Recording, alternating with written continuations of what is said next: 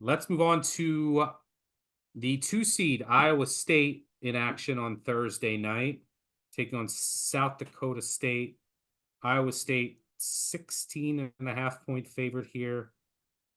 Over under up to 135.5.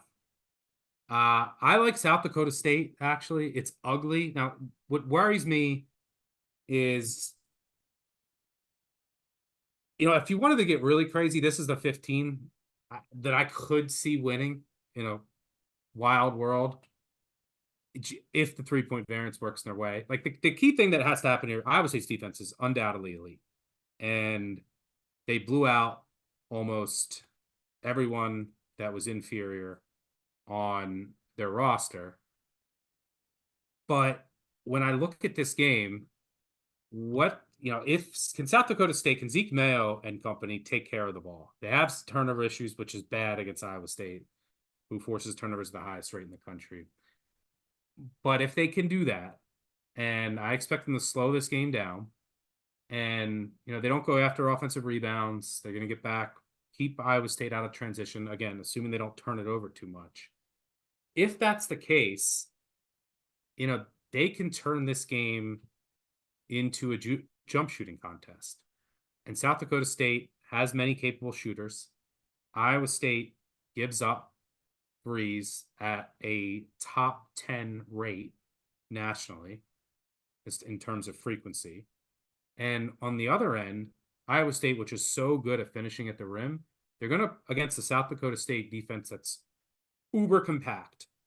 And they don't allow anything at the rim. They allow a ton of 3-pointers because they're pretty unathletic on the perimeter. So, and Iowa State's not a team that loves to shoot the three. They're outside the top 300 in attempt rate. They're not an elite 3-point shooting team. And here's the thing with Iowa State is that, they're due for some potential variance. Since February 1st, opponents have hit just 28.8% of 3-point attempts on a high volume. Like Iowa State, you get a ton of threes with their aggressive defense. And teams made 33.5% before February 1st. So would it shock me that if South Dakota State has a good day from the outside? No. Now, here's the thing. South Dakota State gives up a ton of threes. So if Iowa State's making them and South Dakota State is turning it over, Iowa State could win this game by 40. And there's a wide range of outcomes for this game.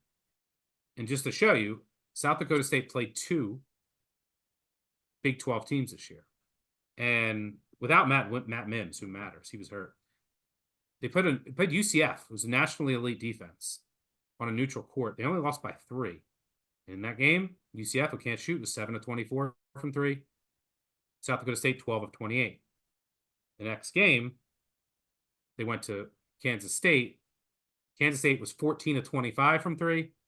South Dakota State, 7 of 21. Kansas State won by 23. I mean, that's what happens when you go 14 of 25 from 3. So, I think that they can hang around. And, Iowa State, they did blow out everyone, but they didn't face any team. Like, their non-conference was so easy for the most part. They didn't face any team ranked between 100 and 230 on KenPom. The only out of conference, the only team in conference was West Virginia, who did hang around in Ames. They're the only comparable in the same ballpark as South Dakota State. Why? Because West Virginia made 10 threes. So, yeah, I know that Iowa State's going to be playing in front of a partisan crowd here in Omaha. But I think that South Dakota State can keep this within the number. Now that it's gone up a couple points, keep in mind Iowa State not only have been getting 3-point variance lately, which juices up your analytical profile, they just won the Big 12 tournament. And think about what they did there. Against Baylor, extreme 3-point variance. Like, they were red hot. Baylor couldn't hit the broadside of the barn. And then Houston punted the second half, right? Like, Roberts didn't play, and they said, all right, who cares? We're on the NCAA tournament. So as a result, they got 2 blowout wins against top 15 teams, juicing up their metrics even more. So I think this is the peak, the very peak of the market on Iowa State. I think South Dakota State has a chance to hang around if they can just take care of the ball. Calabrese, what do you say?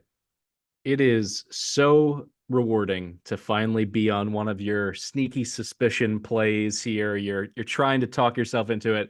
I thought it was just going to be me and the fine townspeople of Brookings, South Dakota, as someone who believed in the Jacks to hang around in this game.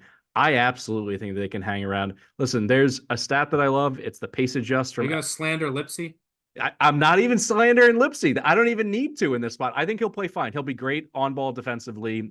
He's super elite in that regard. They're not going to need him to score more than 10 points in this game. But here's the thing. In the opponent adjust metric, when playing slower than normal, so even slower than they want to, South Dakota State is 11th nationally in such games. And Iowa State is 199th in raw tempo.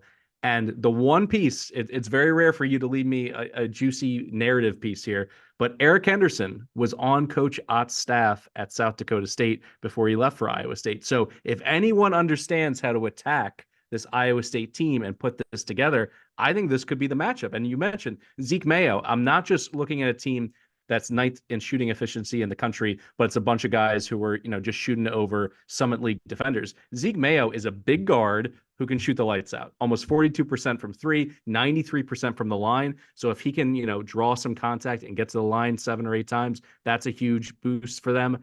I just view this as a game that's off by, I don't know, 5 points in terms of the point spread. I think Iowa State safe from an absolute upset perspective, but 16.5 is asking a lot from a team that just went through the Big 12 tournament that very easily could be, looking ahead with Final Four aspirations and not taking South Dakota State as seriously as they need to. So I'm going to take the points for sure. 16.5 is too rich.